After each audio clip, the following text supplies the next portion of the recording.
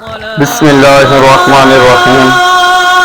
رسول اللہ صلی اللہ علیہ وسلم نے سود لینے والے، سود دینے والے، اس کے دونوں گواہوں اور اس کے لکھنے والے پر بھی لعنت بھیجی ہے۔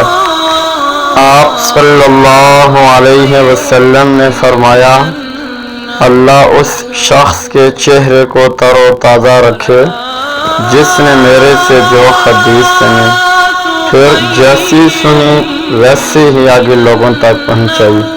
ناظرین کرام، اچھی بات کا پھیلانا، اچھی بات کا شیئر کرنا، اچھی بات کا زیادہ سے زیادہ لوگوں تک پہنچانا، یہ صدقہ جاریہ ہے۔ ہم روزانہ کی بنیاد کے پر اس طرح کے احادیث آپ کی خدمت میں پیش کرتے ہیں۔